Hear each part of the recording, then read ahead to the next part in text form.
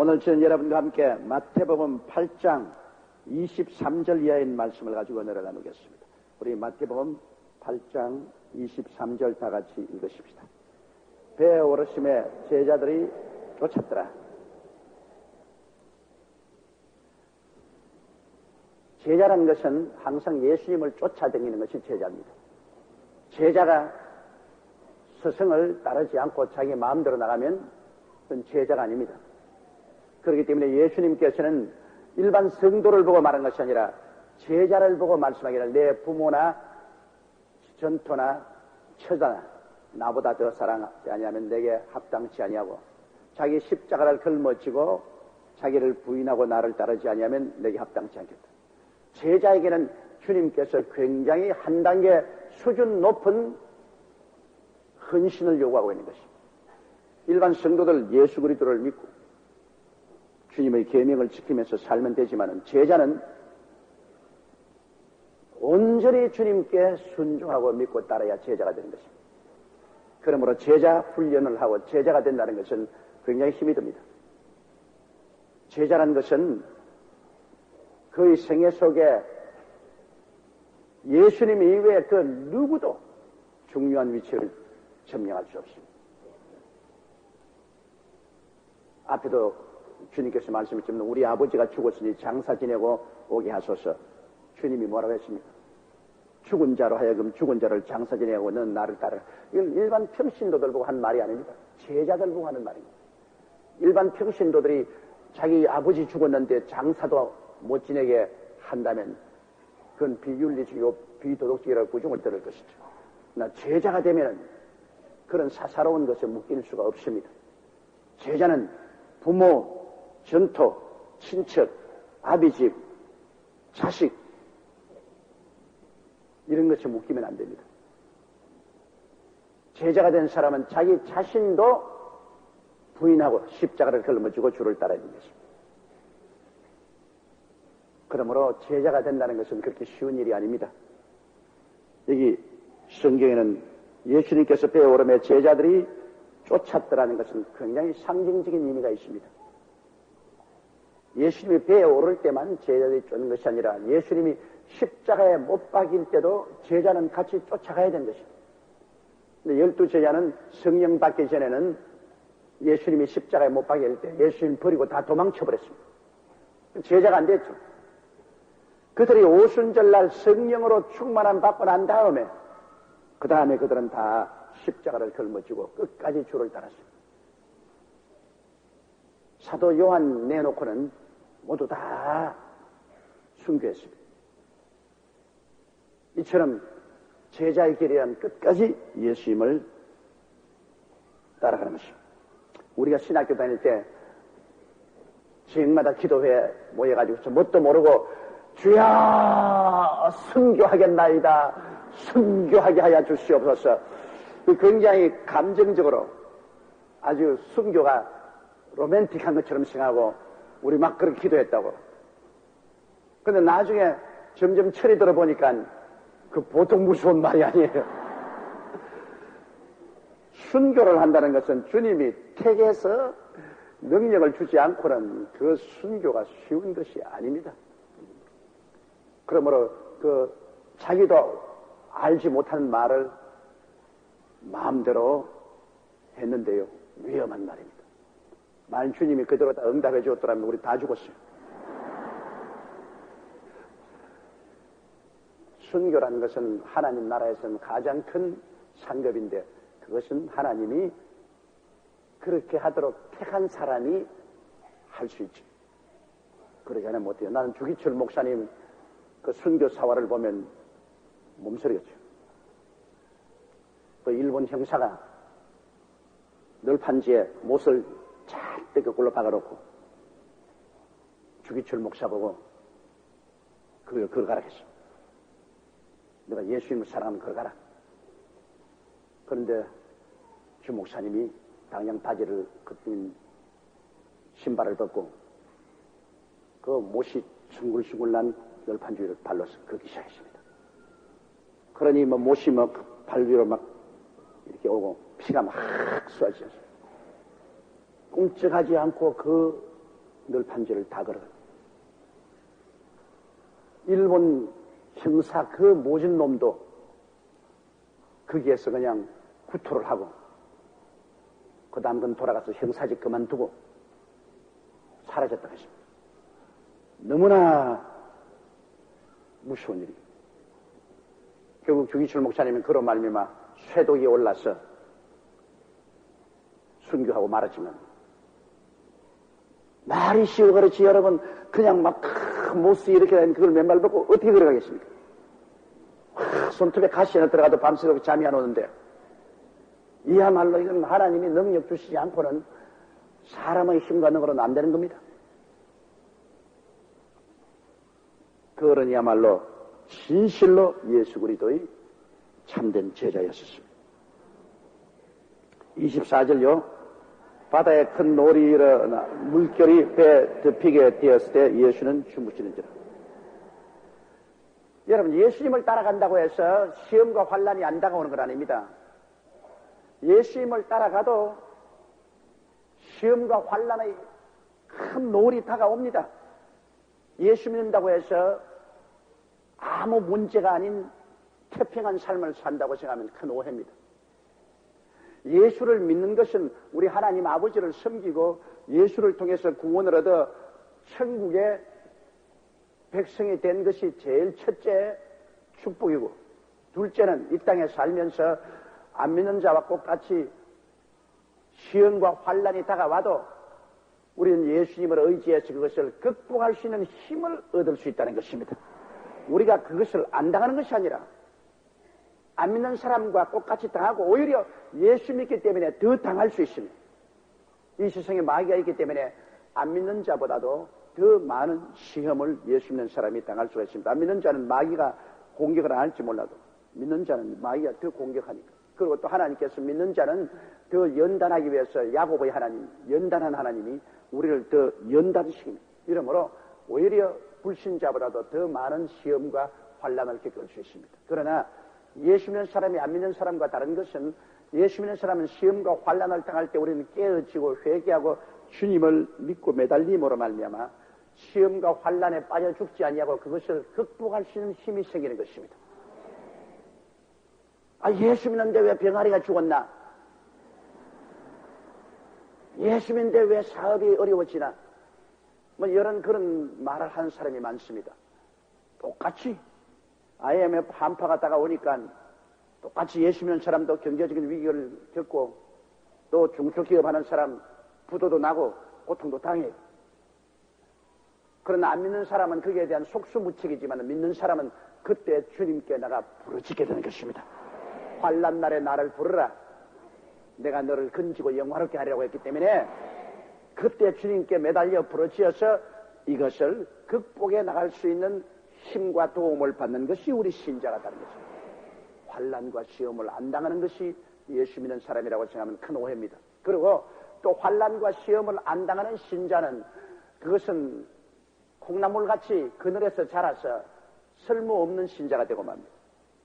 많은 시험과 환난을 당해다 그것을 극복하고 꿋꿋하게 이긴 이런 신자가 강한 신자가 됩니다. 그러지 그냥 시험 없이 아주 그늘에서 자라가지고서 조금만 해가 비치고 바람만 불어도 그냥 시들어버리고 부러지는 이런 신자가 되서는 안 됩니다. 강하게 키워요. 하나님은 당신의 백성을 강하게 키웁니다. 오늘날 우리가 자식들을 키울 때도 강하게 키워야 돼요. 너무 부모가 과보해가지고서 물도 길러 오면 아유 네가 왜 물을 길러 오노 하지 마라.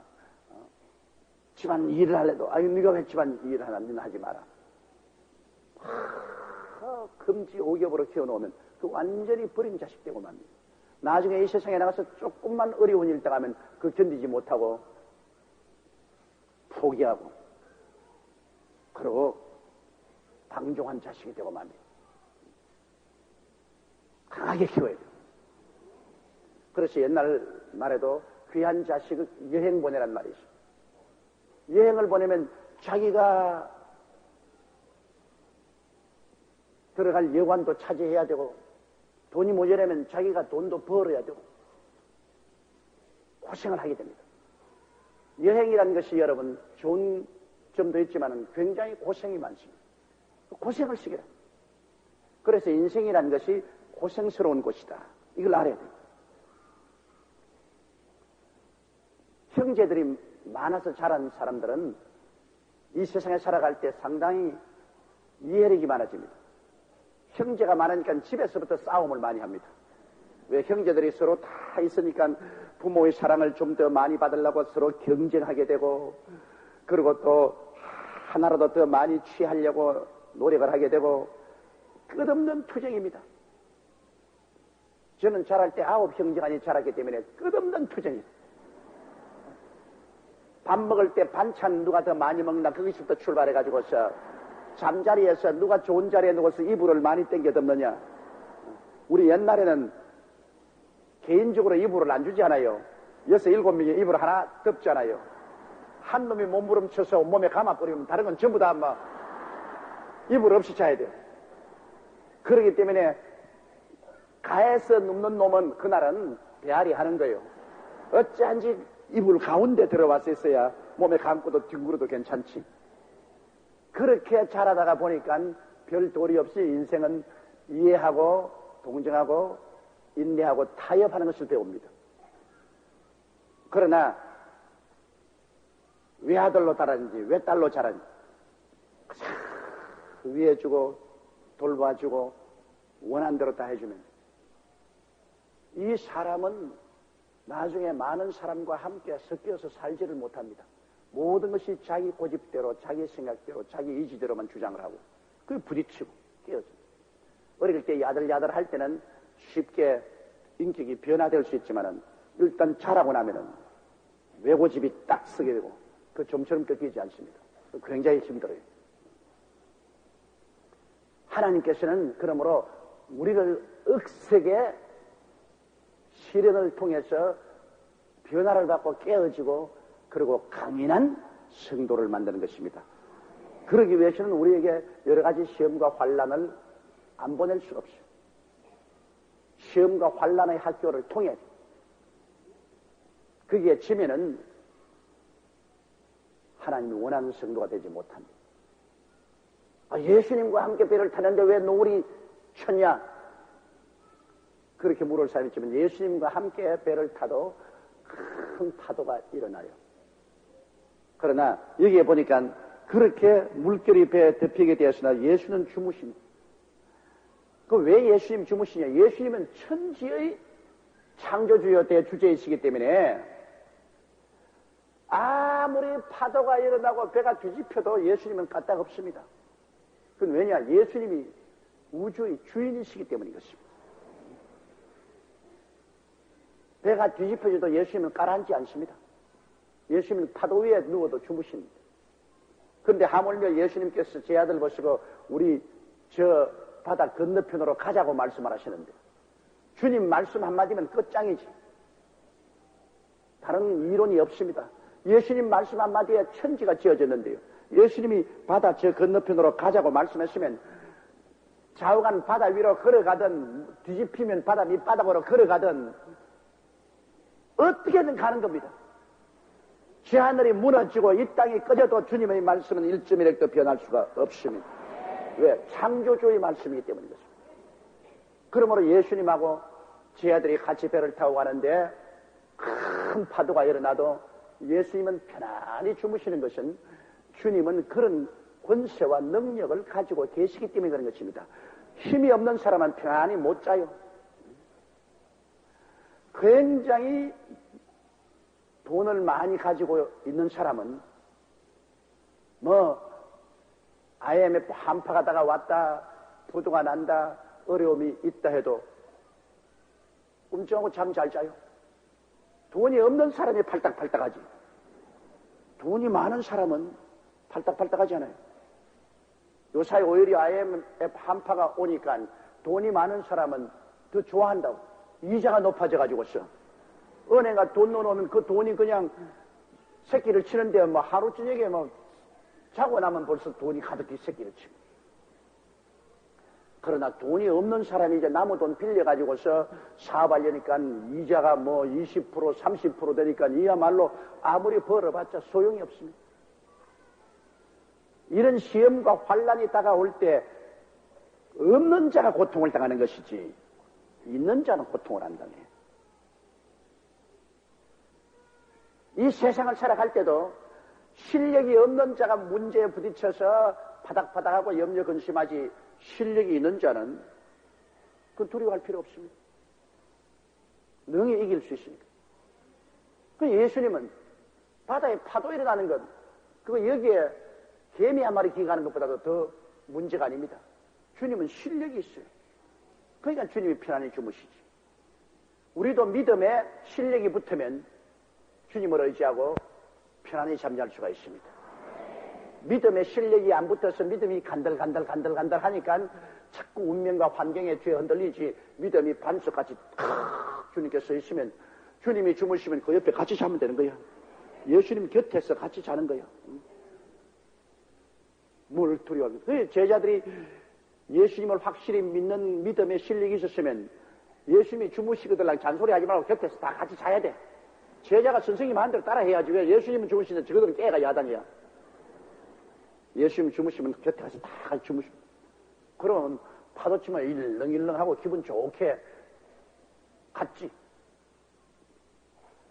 이러므로 우리 주 예수님이 주무셨다는 것은 예수님이 실력이 있다 그 말인 것입니다. 아무리 바람아 불어라 파도야 쳐라 내 손에 다 있다. 내 손아귀에 다 들어있다. 그러므로 파도가 쳐서 넘치고 산이 무너지고 해도 염려할 것 없다. 내 손에 있다. 그런데 그 예수께서 우리에게 뭐라고 말씀입니까? 예수님이 부활 승천하기 전에 제 아들로 하신 말씀이 하늘과 땅의 모든 권세를 내게 주었으니 그러므로 너는 가라. 이 말은 내가 실력이 있다 그러는 거야. 내가 튼튼한 배경이 된다. 백이 된다. 그러므로 나를 의지하고 두려워하지 말고 가라. 하늘과 땅의 모든 권세를 다 가지고 있다. 오늘 이 시간에도 예수님께서 하늘과 땅의 모든 권세를 손에 다 쥐고 계십니다. IMF 문제가 없어요. 예수님에게는 웃기는 소리입니다. 예수를 모르는 사람들이 팔딱팔딱 뛰지 실력이 없기 때문에. 예수님은 뭐라고 말합니까? 금이 다 내 것이요 은이 다 내 것이라고 말씀합니다.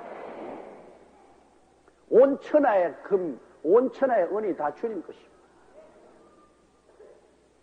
그러니 주님이 자기의 백성이나 자녀를 위해서 뭘 못하시겠습니까? 하늘의 12 진주문 그리고 모든 길거리가 금이라고 되는데 거기에 자갈돌 몇 개 갖다 둬도 한평생 살 건데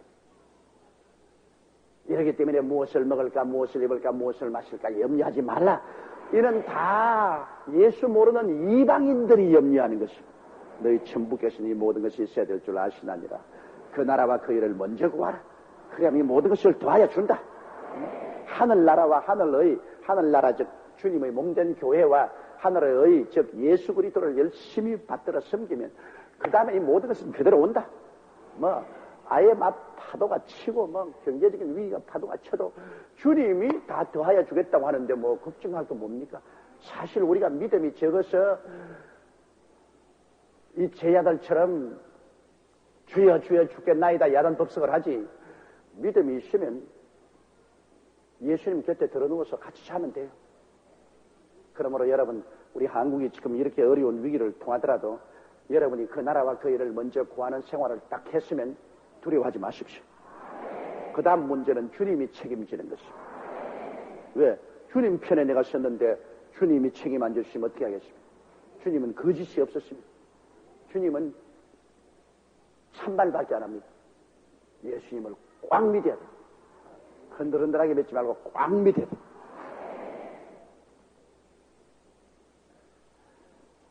(25절요) 그 제자들이 나와 깨우며 가로되 주여 구원하소서 우리가 죽겠나이다. 주님께서는 구원할 것도 없고 죽을 것도 없어요. 왜? 주님은 모든 권세를 다 가지고 사망조차 이미 주님이 다 다스리고 계시기 때문에 주님께서는 스스로를 위해서 구원을 받을 필요도 없고 도움을 받을 필요 없어요. 그러나 사람들은 이제 자기 힘으로 문제를 해결할 수 없으니까요. 큰 풍파가 닥치는데 아무리 물을 퍼내도 안 되고 배가 지금 뒤집히게 되면 사람의 힘으로는 얼마 헤엄만 치다가 그냥 물에다 붕당붕당 빠져 죽을 테니까 자기 힘으로 해결할 수 없습니다. 영 죽게 됐어요. 그러니까 이 모든 것을 이기신, 이 모든 것을 다스리시는 주님의 도움이 필요하므로 그들이 주님을 잠에서 깨워 일으키면서 주여 주여 우리가 죽겠나이다. 우리를 건져주셨습니다. 여러분, 예수님께서 주무시는 것은 여러 가지 의미가 있습니다. 예수님이 스스로 주무시는 것은 하늘과 땅의 모든 권세를 가지고 모든 것을 다 컨트롤하고 계시기 때문에 안심하고 주무시는 것도 있고, 또 다른 의미에서 보면 우리가 타고 가는 인생의 배, 내 가정, 우리 국가, 이거 다 배로 비유할 수 있지 않습니까? 이 인생을 살아가는 내 가정의 배, 우리 국가의 배, 그 배 안에서 예수님이 주무신다는 것은 무엇을 의미하느냐? 예수님이 깨어 있어야 우리를 돌봐주시는데 예수님이 주무신다는 것은 위험을 자초하는 것입니다. 왜 예수님이 주무십니까? 예수님이 주무시는 것은 예수님이 주무시도록 안 깨웠기 때문에 그래요. 여기 깨우니까 예수님이 일어나잖아요. 예수님을 무관심하게 내버려 두니까 주무셨다 그 말인 것입니다. 같은 배를 탔으면은 예수님과 끊임없이 대화를 하고 예수님을 섬겼으면 예수님이 왜 주무셔요? 제 아들이 예수님을 그냥 내동댕이 쳐놓고 다가올 세대에 자기들이 누릴 영광에 관해서 도취했습니다. 자, 주님이 예루살렘에 가서 임금이 되시면 자, 우리는 다 좌정성, 우정성, 큰 자리 한 자리 다 차지하고 그 다음 우리는 얼마나 영화롭게 살 것이냐, 집은 어디서 살 것이다, 가구는 어디서 살 것이다, 생활은 어떻게 할 것이다, 우리 자녀들은 어떻게 할 것이다. 그들은 그런 꿈에 취해가지고서 이 세상 자랑에 정신이 없었습니다. 아무도 예수님이 근처에 있는 건 몰랐어요. 무관심합니다. 예수님은 관심 밖에 두고 자기들의 생각만 하고 자기들 관심만 이야기했습니다. 그래서 예수님은 혼자 앉아서 물끄러미 천지를 바라보시다가는 주무셨는데 위험을 당하니까 그때는 그들의 꿈에서 깨어났어요. 뭐 한 자리 하는 것도 죽으면 없어지고 좋은 집, 좋은 호의호식 하는 것 다 죽으면 다 없어지지 않습니까? 없어질 것, 그것을 추구하다가 위험에 처하니까 이제는 그들은 오직 사는 길밖에는 예수 찾는 길밖에 없기 때문에 예수님을 깨우니까 예수님이 깨어나셨습니다. 오늘날 우리도 한 가지예요. 우리도 이 세상에 없어질 것, 지위, 명예, 권세, 부귀, 영화, 이것은 있지만은 없어질 것들입니다. 이것은 아무리 있어도 죽고 나면 그로서 다 사라지는 것입니다. 산다는 조건 하에서 그런 것이 있지, 죽으면 다 없어지는 거예요. 그런데 죽을 만한 위험이 다가오면 막 그런 것은 아무 희망도 없어요. 뭐 죽게 된 사람이 부귀, 영화, 공명이 무슨 소용이 있으며 지위, 명예가 무슨 소용이 있습니까? 죽을 병에 걸리면 그런 거 필요 없고 병 낫는 것이 가장 중요합니다. 그래서 우리도 위기에 처하게 되면은 이런 것 다 버리고 예수님을 찾게 되는 것입니다. 오늘날 여러분, 많은 사람들이 신앙이 식어서 육신의 정욕, 안목의 정욕, 이 세상을 자랑할 따라 나갈 때 하나님께서 큰 위험을 보내고 파도를 보내는 이유는 너 얼마 안 있으면 너가 가진 것 이거 순식간에 다 없어진다. 그러므로 이것을 의지하고 함께 멸망을 받겠느냐, 그렇지 않으면 나를 찾겠느냐. 주님이 이것을 깨닫기 위해서 우리에게 시험을 보내는 것입니다. 이래서 우리가 세상 잠에 취하면 주님도 주무셔버립니다. 우리가 세상 잠에서 회개하고 깨어나면 주님을 깨워 일으킬 수가 있는 것입니다.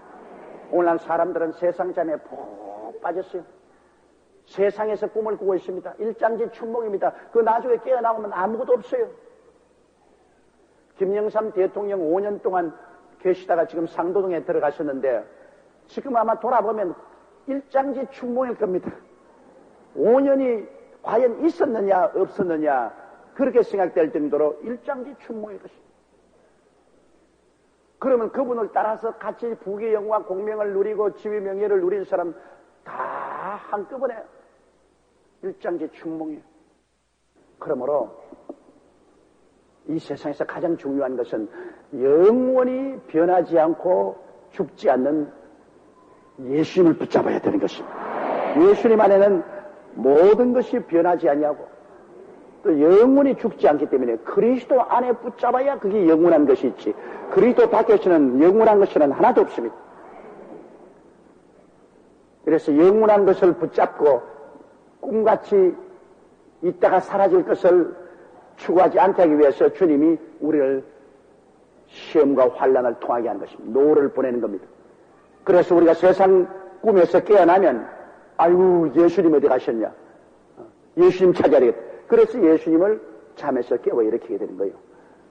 예수님을 잠에서 깨워 일으키는 것은 예수님 앞에 나와서 회개하고 자복하고 부르짖어 기도하면 주님이 내 마음속에서 살아나고 우리 가정에 와서 모여 성경 읽고 가정 예배를 드리고 크게 찬송하고 하면 우리 가정에서 예수님이 살아나고 온 국민 전체가 회개하고 자복하고 주님을 찾고 부르짖으면 주님이 깨어서 역사하는 것입니다. 너희 두세 사람이 내 이름으로 모인 곳은 나도 너희 가운데 있겠노라. 두세 사람이 깨어서 주님 이름 부르고 찬송하면 그 가운데 예수님이 찾아오시는 것입니다. 이러므로 여러분, 예수님을 주무시게 한다는 것은 큰 시험을 자초하는 겁니다. 예수님이 목자가 되어서 우리를 돌보는데 목자가 주무시면 온갖 일이나 고민이나 사자가 우리 잡아먹으러 올 것 아닙니까? 예수님이 우리에게서 주무시면 사탄이 가만히 있습니까? 사탄과 귀신들이 때를 지어서 우리를 도적질하고 죽이고 멸망시키려고 하는 것입니다. 노을이 친 것은 예수님 제자들이 예수님을 주무시게 했기 때문에 원수 마귀가 온 자연 환경을 통해서 제자들을 죽이려는 거예요. 예수님은 못 죽이죠. 제자들을 죽이려고 큰 풍랑을 보낸 것입니다. 그러므로 우리의 삶 속에 큰 풍랑이 다가오게 될 때는 제일 먼저 해야 될 것은 예수님을 찾아야 되는 것입니다.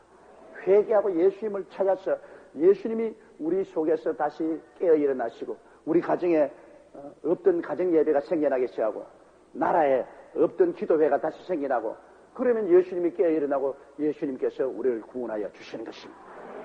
구원은 예수님께 있지 다른 데 있지 않습니다. 그래서 제자들이 나와 깨우며 가로되 주여 구원하소서 우리가 죽겠나이다. 26절요. 예수께서 이르시되 어찌하여 무서워하느냐 믿음이 적은 자들 하시고 곧 일어나사 바람과 바다를 꾸짖으신데 아주 잔잔하게 되거늘. 예수께서 이르시되 어찌하여 무서워하느냐 믿음이 적은 자들아. 여기에 믿음이 없는 자들이라고 말하지 않았습니까? 믿음이 적은 자들이라고 말했죠. 믿음이라는 것은 예수를 믿을 때 이미 다 믿을 수 있는 힘을 우리에게 주셨어요. 믿음이라는 것은 제가 전에 말한 것처럼 선택입니다. 없는 것이 아닙니다. 내가 믿음을 가지고 있는데 이 믿음을 가지고 내가 믿을 것이냐, 이 믿음을 가지고 안 믿을 것이냐, 내가 선택하는 것입니다. 내가 안 믿겠다고 작정하면 그냥 불안하고 공포에 휘뜨는 겁니다. 내가 믿겠다고 결심을 하면 그때부터 믿음이 역사하기 시작하는 것입니다. 믿음이란 우리의 선택입니다. 없는 것 내가 만들어내는 건 아닙니다. 믿음이란 이미 예수 믿을 때 분량대로 하나님 믿음을 다 주시기 때문에 믿음이 적고 많은 것은 차이가 있겠지만은 또 적은 믿음도 자꾸 쓰면 믿음이 강해져. 믿음이 없는 사람은 아무도 없습니다. 모두 다 믿음을 가지고 있습니다. 그러므로 우리가 늘 선택을 해야 됩니다. 주일날이 와서 놀러 가자고 하는데 나는 성수주일하고 교회 가겠다. 그 믿음을 선택하는 것입니다. 교회 오는 것은 믿음이니까. 11조 가지고 이 어려운데 내가 그냥 먹어야 되겠다. 그건 아니다. 이건 나는 하나님 것은 하나님께로 반드시 드려야 되겠다. 선택입니다. 그게 믿음입니다. 믿음이 있기 때문에 교회에 나오고 믿음이 있기 때문에 11조 드립니다. 주님 위해서 몸들여 시간 들여 일하겠다. 그거 선택입니다. 내가 안 하고 그냥 가만히 앉아 주셨어요. 그러나 우리에게 제익들처럼 서서 저렇게 다리도 아픈데 봉사해 가면서 자기가 선택한 겁니다. 그건 믿음이 있기 때문에 선택한 거예요. 이러므로 여러분 믿음이란 우리 마음속에 스스로 선택하는 것이기 때문에 나는 믿음이 없다는 말을 하면 안 됩니다. 내 믿음을 안 썼다 그 말이죠. 하나님이 주신 믿음을 내가 안 썼기 때문에 그렇죠. 한 달란트 가진 사람 파묻어 놓은 것처럼 믿음 한 달란트 가지고 안 쓰고 파묻어 놓으면 안 되죠. 2달란트 가진 사람이 쓰면 4달란트가 되고 5달란트 가진 사람이 쓰면 10달란트가 돼요. 믿음은 우리가 자꾸 써야 되는 것입니다. 그러므로 여러분 믿음을 택하십시오. 믿으려고 하는데 막 감정이 북받쳐 오르고 막 덩어리에 불이 왔다 갔다 하고 몸이 막 덜덜 떨리고 그래야 믿는 줄 아는데 그런 거 아닙니다. 믿음이란 냉정하게 머릿속에서 선택하는 겁니다. 내가 아무 느낌도 없고 불도 왔다 갔다 하지 않냐고 감정이 뭐 격하거나 이런 것도 없고 그러지만 내 마음속에 나는 주의 말씀대로 순종해서 나가겠다. 선택하는 그게 믿음인 것입니다. 믿음과 감정을 섞어서 말하지 마세요. 여러분 믿음의 길을 택하고 나니까 그 다음 주님이 같이 계심으로 감정도 따라올 때가 많습니다. 그때는 막 기뻐지고 몸이 화끈화끈해지고 막 진동도 오고 막 이것은 믿은 결과로 주님이 같이 계시기 때문에 다가올 수 있는 하나의 부산물이지. 그런 것이 있기 때문에 믿는 것은 아닙니다. 믿음이란 여러분의 마음속에 냉철한 선택인 것입니다. 그런데 예수님의 제자들이 왜 무서워했습니까? 그들이 예수님을 택했으면, 예수님을 믿기로 작정하기로 택했으면 두려워할 것 없지요. 왜? 예수 죽음 내 죽음, 예수 부활 내 부활, 예수 승천 내 승천, 예수 천당 내 천당인데 자기가 죽게 되면 예수님도 같이 죽을 터이니까 걱정할 것 없지 않아요. 하늘과 땅의 모든 권세를 가진 주인을 내가 택해서 그와 함께 섰다면 두려워할 것 없지요. 예수님과 운명 공동체가 되는데 그들 자신이 예수님께로부터 분리했기 때문에 문제가 생긴 것입니다. 예수님 생각을 쫓아내버리고 예수님 없이 그들이 행동했기 때문에 문제지. 예수님과 함께 행동하는데 무슨 걱정이 있어요? 아버지가 굉장히 부자인데 그 아버지와 함께 여행할 때는 여관비도 아버지가 내줄 것이고 식비도 아버지가 내줄 것이고 필요한 것 아버지가 다 지불해 줄 것인데 아버지 두고서 나는 내대로 가겠다고 나갔다가 박살이 나는 겁니다. 내대로 가니까 내가 여관비도 없지요. 식대도 지불할 수 없으니까 그때야 죽게 되면 부모에게 이제 전화를 하는지 팩스를 하는지 연락을 하지요. 나 죽게 됐으니 도와달라고. 예수님과 함께 있으면 그런 팩스 보낼 필요도 없고 그런 전화할 필요도 없어요. 예수님이 같이 계시면 주님과 난 운명 공동체가 되는 것입니다. 여러분 오늘날 그 나라와 그 일을 먼저 구하고 주님과 같이 살면 주님과 운명 공동체가 되는 것입니다. 죽으면 같이 죽고 살면 같이 살아요. 근데 예수님을 누가 죽여요? 예수님을 누가 망하게 해요? 예수님을 누가 쫓아내요? 그럴 사람 천하에 어디에 있어요? 그러니 살든지 죽든지 흥하든지 망하든지 성하든지 쇠하든지 예수님만 붙잡고 있으면 예수님과 함께 우리가 인생을 살게 되는 것입니다. 볼지어다 내가 문 밖에 서서 두드리는지 누구든지 내 음성을 듣고 문을 열면 내가 저에게로 들어가 저와 더불어 먹고 저는 나와 더불어 먹으리라.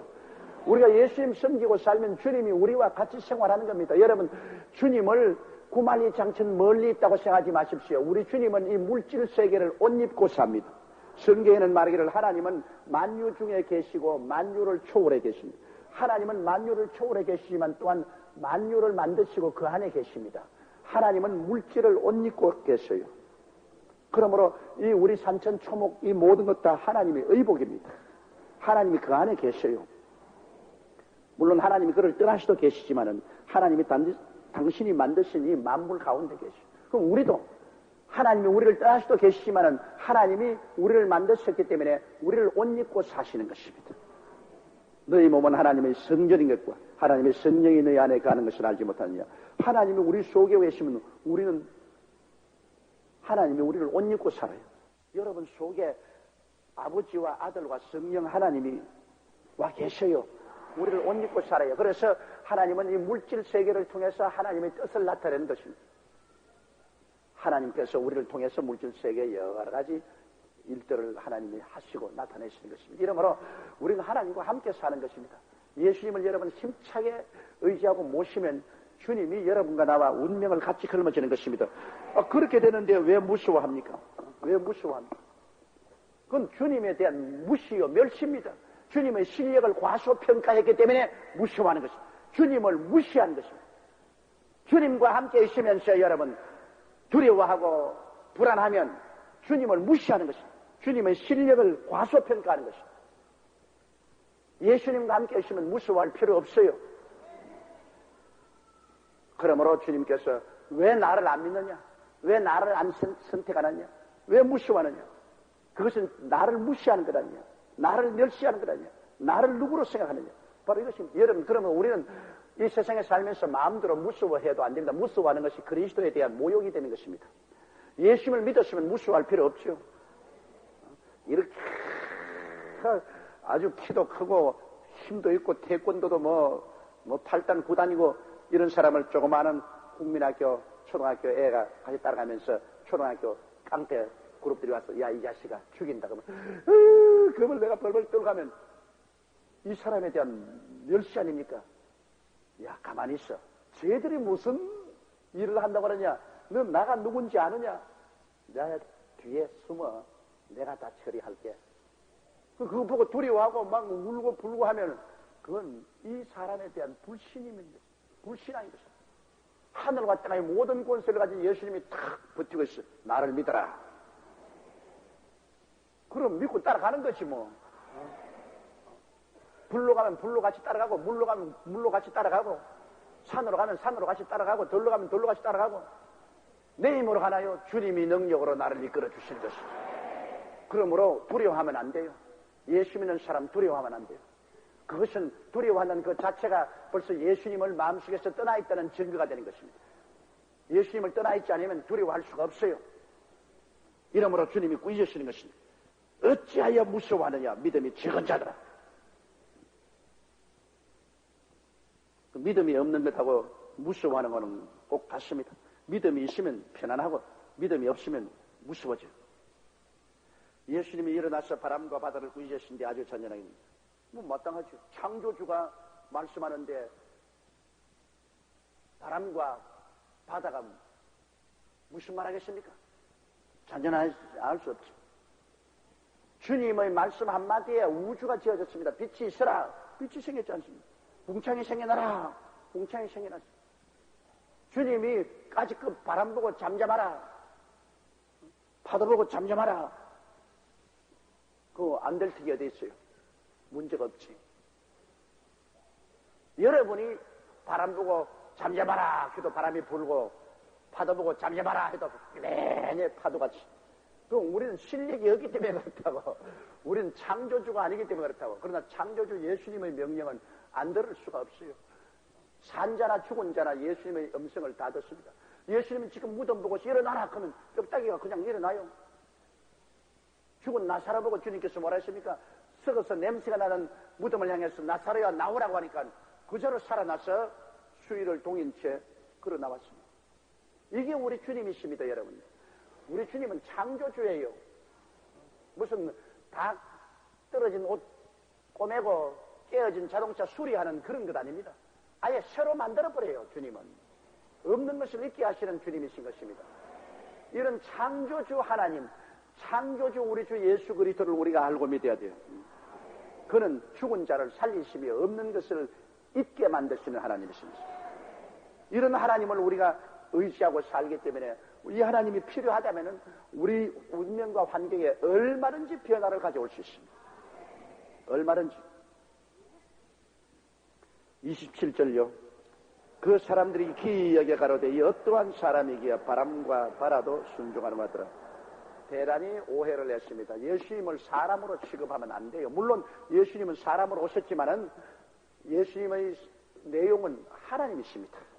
예수님은 참 하나님이 참 사람이 되어서 오신 것입니다.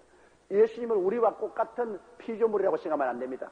창조주께서 사람의 몸을 빌려서 입고 오신 것입니다. 그 내용이 달라요. 사람의 모습은 똑같지만은 그 사람의 내용이 다릅니다. 그는 창조주고 우리 인생들은 피조물인 것입니다. 시험을 받은.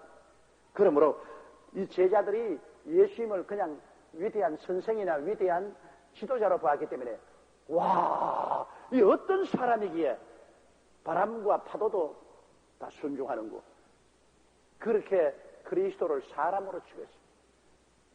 그들이 오히려 그 예수 그리스도 앞에 무릎을 꿇고 엎드려서 주여 주님은 진실로 하나님의 아들이십니다. 이렇게 말하는 것이 낫지.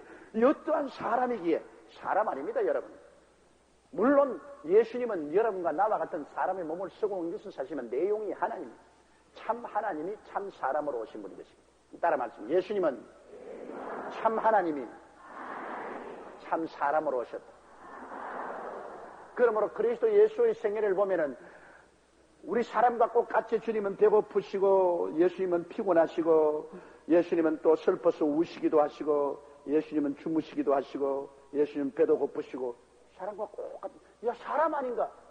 그런데 또 다른 면에 보면 귀신을 보고 마라니 쫓겨나가고 장님을 만지니 눈을 떠버리고 귀머거리 손을 만지니 듣고 문둥이가 깨끗하게 되고 죽은 자가 살아나고 파도가 잠잠해지고 오병이어로 5,000명 모이고 12바구니 남게 하시고 이건 사람이 하는 일 아닙니다. 이거는 사람은 그런 거 못해요. 거기에서 사람은 사람인데 하늘나라 사람이구나. 하나님이시구나. 사람은 사람인데 하나님이시구나. 그래서 예수님은 그 인격에서 신성과 인성을 동시에 가지고 있습니다. 완전한 하나님이 완전한 사람으로 오셔서 꼭 사람처럼 환경의 지배를 받고 산가 하면은 하나님으로서 또 모든 운명과 환경을 다스리는 참으로 우리가 이해하기가 너무나 깊고 심오한 분이 우리 주 예수님이신 것입니다. 그러므로 그 사람들이 기이 여겨 가로되 이 어떠한 사람이기에 바람과 바라도 순종하는 것. 우리 예수 그리스도께서 오시면 우리가 상상할 수 없는 기이한 일을 행하십니다. 그건 하나님이시기 때문에 그런 일이 있어야만 되는 것입니다. 우리 한국의 이 경제적인 어려움의 바람과 파도도 예수님 명령만 하시면 순종하는 겁니다.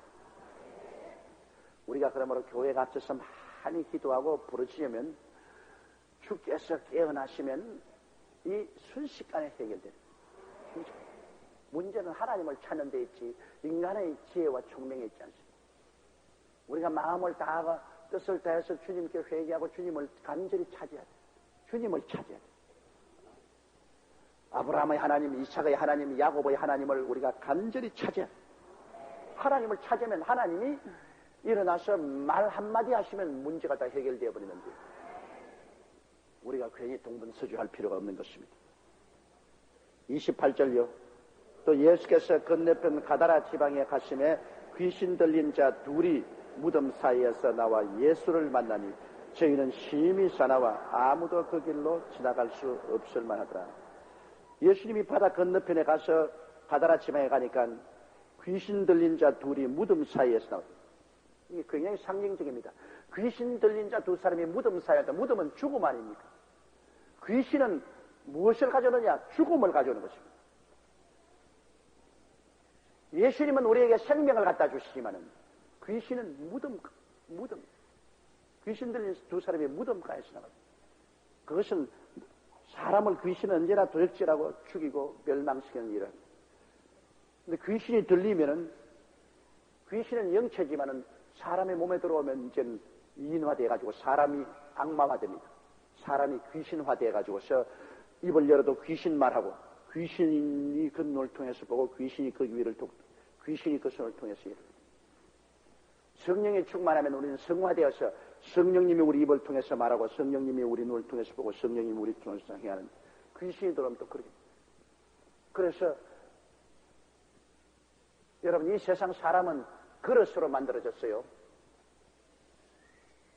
성경에 이 질그릇에 보배를 담았다고 했는데 그릇이라는 것은 뭐 담아놔야 돼요. 그릇 그 자체는 의미가 없어요. 우리 사람은 다 담아놓는데 성령을 담아놓든지 귀신을 담아놓든지 안 믿는 사람들은 다 공중의 권세하면 악의 영이 그 몸속에 담겨 있습니다. 그러므로 그들이 말하고 행동하는 것이 다 귀신을 따라서 생각하고 말하고 행동하게 됩니다. 예수 믿는 사람은 이 그릇이 정하게 되어서 여기에 성령이 담겨 있기 때문에 말하고 생각하고 행동하는 것이 주님의 말씀이 많이 나와요. 그런데 완전히 귀신이 점령해버린 귀신이 미치는데요. 사람이 미치는데 그냥 하루아침에 자고 나니까 미쳤더라. 그런 건 없어요. 미치는 데는 단계가 있습니다. 먼저 마귀가 자꾸 유혹을 해요. 템테이션. 자꾸 유혹을 해요.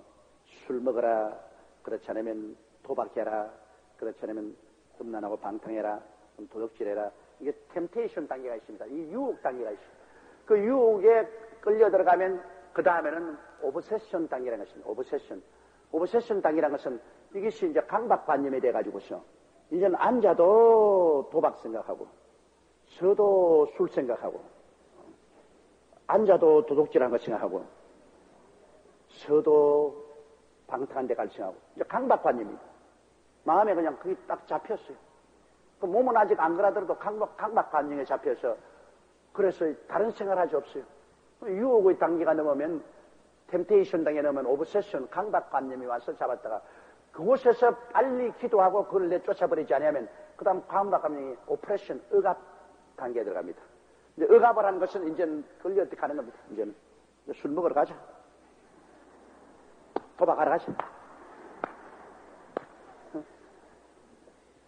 그러고 음란하고 방탕한 곳에 가자. 그 다음에는 도둑질 하자. 실제 도둑질 합니다. 그 사람 그런 사람이 아닌데, 그런 사람이 실제는 아니죠. 아니면서도 강박관념 단계를 해서 오프레션, 억압 단계에 들어오면 이제 끌려댕겨요. 자기가 원턴 원자는 끌려댕겨요. 그러다가 템테이션, 오브세션, 오프레션. 그 다음 네 번째 단계는 어떻게 하냐면 디프레션이라고 합니다. 그 다음에는 우울증에 걸려요.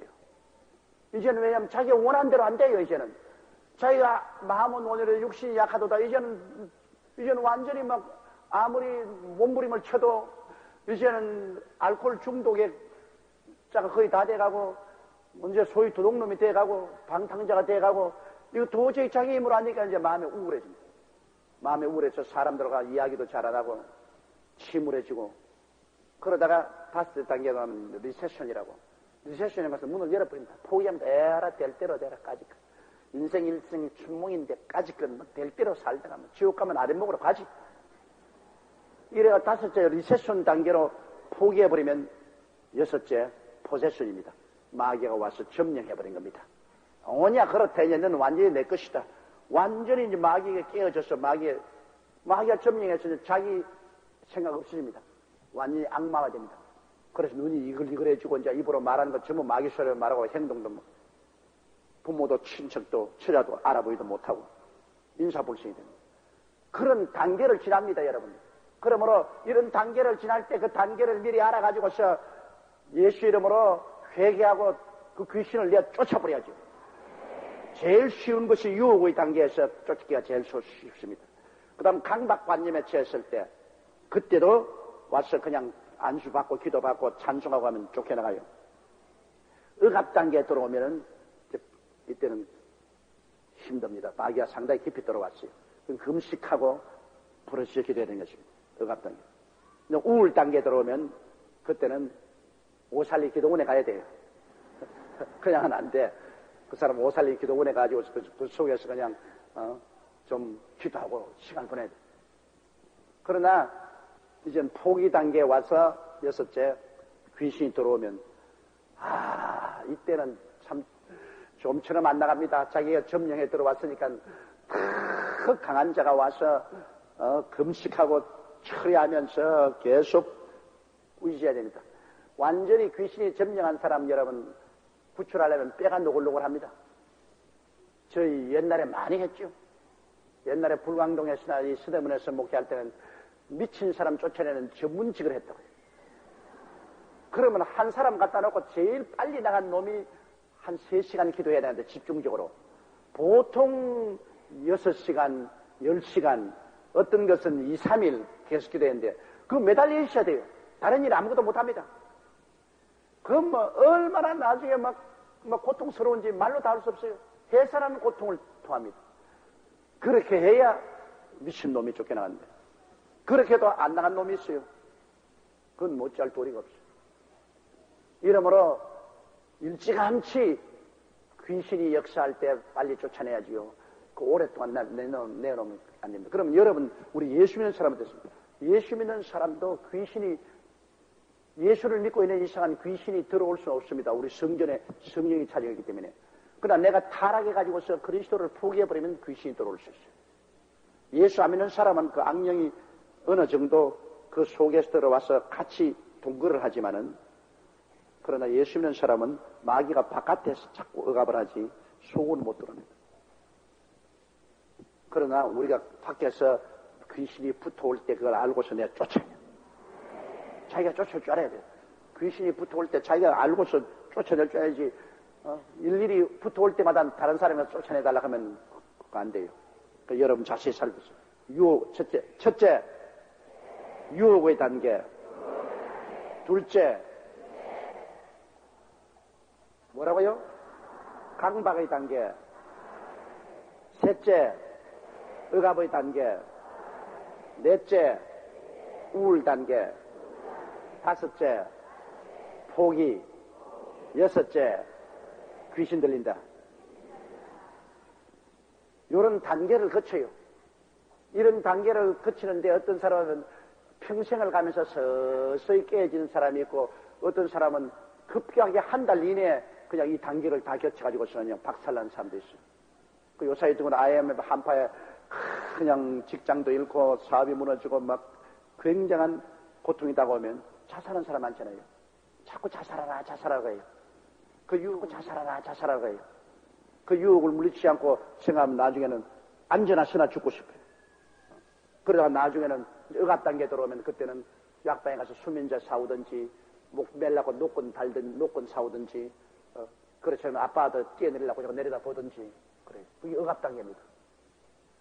그 억압 단계를 지나가지고서 이제 우울하게 되면은 이제는 완전히 죽기로 결심해버립니다. 그러고 어느 날 보니까 목매에 있더라. 약을 먹었더라. 아빠한테 뛰어내렸더라. 그렇게 되는 것입니다. 순식간에 그런 것이 진행될 수 있어요. 이러므로 우리 자신이 그 단계를 잘 알고 우리는 귀신을 쫓아내야 되는 것입니다. 이러므로 가다라 지방에 갔음에 귀신 들린 자 둘이 무덤의 사이에서 나와 예수를 만나니 저희는 심히 싸나와 아무도 그 길로 지나갈 수 없도록. 뭐 귀신은 싸납지요. 귀신은 도둑질하고 죽이고 멸망시키는 것이요. 귀신이 우리에게 좋은 일 해주는 것은 전혀 없습니다.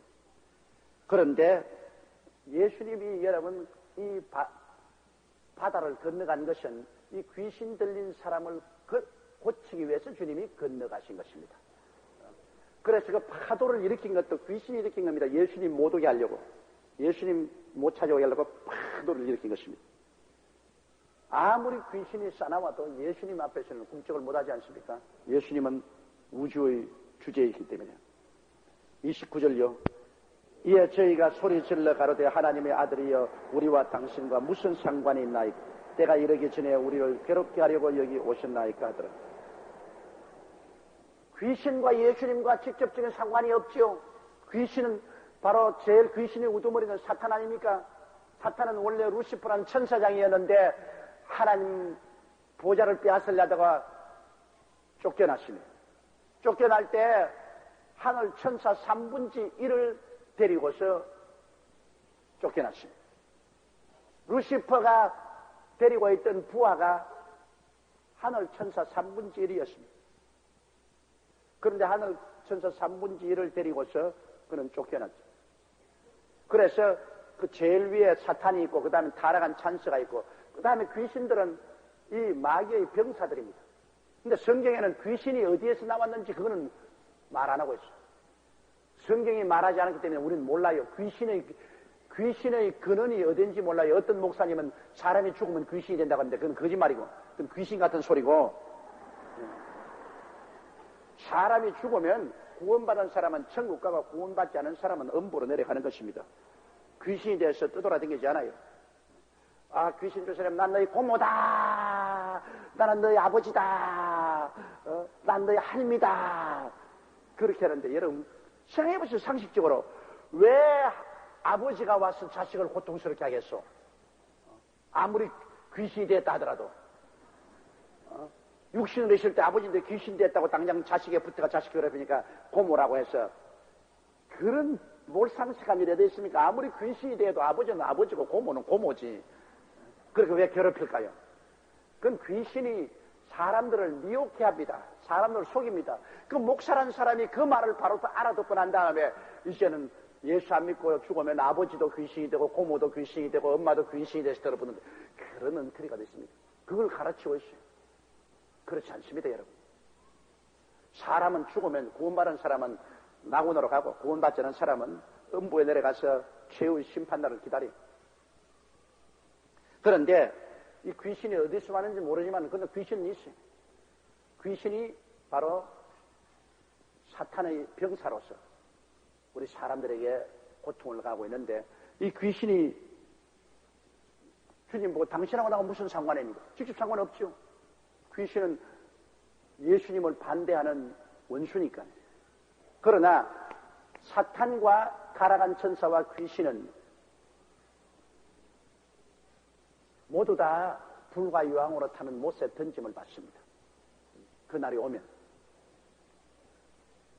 주님께서 천년왕국을 세울 때, 왜냐하면 먼저 주님 강림하시면 우리 교회가 올라가잖아요. 그리고 7년 환란 이후에 주님이 오셔서 7년왕국을 세울 때 이 사탄을 귀신과 함께 잡아가지고서 7년 동안 음부에 가둬놓습니다. 7년 동안. 7년 후에 잠시 노예남을 받았다가 나중에 사탄과 그 사자들과 함께 불과 유황으로 타는 못에 던집니다. 그러면 이 귀신이 말한 말이 그 말인데 왜 때가 오기 전에 아직까지도 천년왕국이 시작도 안 됐는데 그 다음 신천신지 영원 무궁세계도 안 하는데 왜 일찌감치 미리 벌써 주님이 우리를 불과 유황으로 타는 못에 던지려고 혹은 무지경에 던지려고 오셨나이까? 이렇게 반항을 하는 겁니다. 그러므로 이 귀신들은 이미 다 정해놓았어요. 주님 오시는 그날에는 전부 7년 동안 무지경으로 귀신을 잡아놓는 감옥에 갇히는 겁니다. 그리고 그 다음에는 불과 유황으로 탄 못에 던져맞기 때문에 운명이 다 결정된 것이죠. 그것은 전부 다 귀신을 위해서 마련한 것인데 귀신을 따라가는 사람들은 따라갈 필요도 없는데 괜히 그 따라가는 거예요. 그러므로 괜히 귀신 따라가다가 불과 유황으로 탄 못에 떨어지는 것입니다. 이에 저희가 소리질러 가로되 하나님의 아들이여 우리와 당신과 무슨 상관이 있나이까? 때가 이르기 전에 우리를 괴롭게 하려고 여기 오셨나이까? 하더라. 예수님이 명하시면 때가 이르기 전이라도 절대 주님께서 명령하시면 무지경에도 내려가야 되고 불과 유황으로 탄 못에도 가라고 하면 가야죠. 그러나 이 사람들이 이 귀신들이 주님의 하시는 정의로운 때를 알기 때문에 때가 오기 전에 우리를 미리부터 그곳에 못 넣지 않습니까? 반항을 했습니다. 30절요. 마침 멀리서 많은 돼지떼가 먹고 있는지라. 귀신이 돼지를 좋아해요. 그래서 우리 한국에도 뭐 공장을 지어놓어도 돼지 대가리 갖다 놓고 새로운 상점을 열어놓어도 돼지 대가리 갖다 놓고 입에다가 만원짜리 물려놓고 난다고 거기서 주라고. 그러니 집 지을 때도 돼지 대가리 두지요. 고속도로 닦는 데도 돼지 대가리 주고 절하지요. 심지어는 747 보잉 비행기를 갖다 놓고 그 앞에 돼지 대가리 놓고 절하고. 여기 보면 귀신이 돼지떼 속에 들어가기를 강구했습니다. 그래서 귀신이 돼지를 좋아한다. 그래서 내가 오랫동안 돼지고기를 안 먹었다고, 귀신들은. 그런데 성경에 보니까 기도와 말씀을 통하여 모든 것이 정결하게 된다 그러기 때문에 그다음부터 돼지고기를 내가 먹는다고. 돼지 갖다 놓고 기도를 하는 주님이시여 이 돼지고기를 정결하게 하여 주시옵소서. 혹시 귀신이 붙들었던 나가라. 그러나 사람만 돼지고기 좋아하는 게 아니라 귀신도 돼지고기를 좋아해요. 그런데 하나님은 소고기를 좋아하셔요. 왜냐하면 야훼 하나님이 천사 둘을 데리고 아브라함을 찾아왔을 때 아브라함이 살찐 송아지를 잡아서 요리를 해드리니까 하나님이 잡수시더라 그랬었습니다. 그러고 난 다음 소돔 고모라 성을 내려가서 심판하셨는데요. 성경에 보면 하나님이 돼지고기 먹었다는 말은 없어요. 하나님께서 소고기를 잡수셨다는 말씀이시죠. 근데 이상하게 지도를 펼쳐보면 돼지고기 먹은 나라는 전부 다 공산주의가 되고 소고기 먹는 나라는 전부 민주주의가 되었어요. 그래서 이 귀신이 돼지고기를 좋아하니까 돼지고기 먹는 나라에는 전부 공산당 귀신이 다 들어가가지고 있어요. 하나님은 소고기를 좋아하니까 소고기 먹는 나라는 전부 다 성령이 들어가셔서 전부 민주주의가 됐나. 그런 생각도 해봅니다. 근데 돼지고기는 여러분 소련과 동굴아파나 중국 가면 정말 돼지고기 많이 먹어요. 그러나 영국이나 서구라파나 미국 사람들 가보면 굉장히 소고기를 또 많이 먹어요. 뭐 그런 이야기도 있더라 그 말입니다. 이 31절요. 귀신들이 예수께 간과하여 가로되 만일 우리를 쫓아내실진데 돼지떼에 들여 보내소서 한대. 보십시오. 왜 구태 돼지 속에 들어가려고 합니까? 그게 돼지 한 2,000마리가 방목되고 있는데 그 돼지 속에 들어가게 해달라고요. 제가 옛날에 귀신 막 쫓아낼 때요. 그중 귀신 중에 많은 귀신들이 내보고 그 말이에요. 돼지 대가리 줘! 나갈게! 돼지 대가리! 근데 미쳤다 내가 왜 돼지 대가리 주나? 예수 이름으로 나가라! 아이고 돼지 대가리만 하나 갖다 놓으면 오래 당하겠는데 그 말을 종종 하더라고 귀신 쫓아내는데 귀신들이. 그러니까 귀신이 그 돼지 대가리 줘요. 그러니까 아세 여러분 집 지을 때나 어딜 때 귀신 그 돼지 대가리 갖다 놓지 마세요. 그 안 믿는 사람이 갖다 놓았다 해도 그건 절대 허락하지 마. 그 귀신 청해 오는 겁니다. 귀신을 불러와는 거예요. 절대 돼지 대가리는 안 돼. 그 다음 저희들어 가라 하니 귀신들이 나와서 돼지에게로 들어가는지라 온 때가 비탈로 내리더라 바다에 들어가서 물에서 몰사하는 귀신들에게 이 돼지떼에게 귀신이 막 때를 재더라니까네 돼지가 놀래가지고서 촉구를 받아가지고서 발작을 일으켜서 전부 바다로 뛰어들어가 버린 겁니다 여러분. 다이빙을 왜 돼지가 무슨 목욕하려고 수영하려고 뛰어들어간 건 아니에요. 거기 풀 먹고 있는데 막 갑자기 콱 하고 막 귀신들이 일시에 들어오니까 이 그라사 지방에 한 사람에 들어있는 귀신이 한 사람 속에 돼지 2,000마리를 몰사시킬 만한 귀신이 들어있었으니까 어마어마하게 많이 들어있어요. 여러분 귀신이라는 것은 영체이기 때문에 시간과 공간을 초월해서 한 곳에 많이 있을 수가 있어요. 내가 귀신 쫓아내보니까 어떠한 사람에게는 귀신이 2마리, 3마리, 어떠한 사람에게는 귀신이 10마리씩 붙어있는 게 있어요. 한 사람 속에. 그 귀신이 한 11마리 들어와 있으니까 뭐 사람이 정신 차릴 수가 있나요? 그 쫓아낼 때는 강하게 몰아치면 귀신이 1번 나간다, 2번 나간다, 3번 나간다. 그렇게 부르고 나가요. 그 참 웃기는 놈들이 많아. 여기에는 귀신이 돼지떼에 들어가면 돼지떼가 한 2,000여 마리가 전부 다 물에 뛰어들어가고 말았습니다. 그 다음 33절요. 치던 자들이 달아나 시내에 들어가 이 모든 일과 귀신 들린 자 일을 구하니 온 시내가 예수를 만나려고 나가서 보고 그 지방에서 떠나시기를 간거든. 자, 이 돼지 친 사람은 완전히 거지 됐어요. 한시에 한 2,000마리가 전부 다 물에 빠져버렸으니 문제가 거지 됐죠. 그 돼지 치는 사람들이 너무 놀래가지고서 시내 가서 이야기하는 시내 사람들이 다 와보니 미친 사람은 온전하게 정신이 들어 옷 입고 앉아있는데 돼지는 온데간데 없이 다 날아갔다. 그러니까 사람들이 예수께 와서 뭐라 했습니까? 그 동리를 떠나기를 원했습니다. 이 어리석고 무지한 사람 보십시오. 예수님이 구주가 와서 그 귀신을 쫓아냈는데 그들은 귀신에 상관하지 아니하고 돼지떼가 물에 빠짐으로 말미암아 그 경제적인 큰 손실을 입었기 때문에 그 동리에는 돼지 치는 사람들이 많아요. 예수님이 들어오면 돼지가 또 다 물속으로 뛰어들어가 싶어가지고서 겁을 내가지고서 예수님이 떠나기를 원했습니다. 귀신들이 돼지떼를 물속에 죽였지 예수님이 죽인 것은 아닙니다. 귀신이 자기들이 원해서 거기 뛰어들어간 것이죠. 이러므로 예수님을 떠나기를 원하는 그 동리는 여러분 지금 어떻게 됐겠습니까? 예수님이 그곳에 오기를 청했으면 수많은 사람이 지금 천당에 살 것인데 예수님이 떠나기를 원하기 때문에 그의 동리는 몰수히 다 지옥으로 내려가고 마는 것입니다.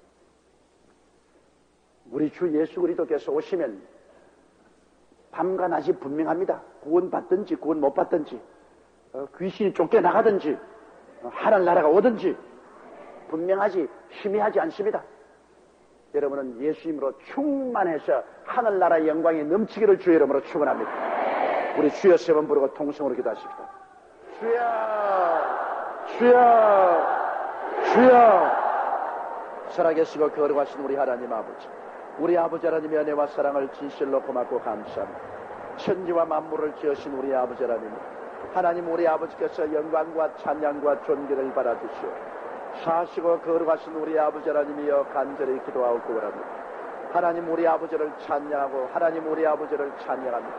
우리 아버지를 감사하고 우리 아버지를 감사하고 하늘과 땅의 모든 권세를 다 가지신 예수님께서 우리 가운데 계심을 진실로 고맙고 감사합니다. 우리 아버지 하나님이시여 예수님과 함께 구하면 우리가 두려워하지 않습니다.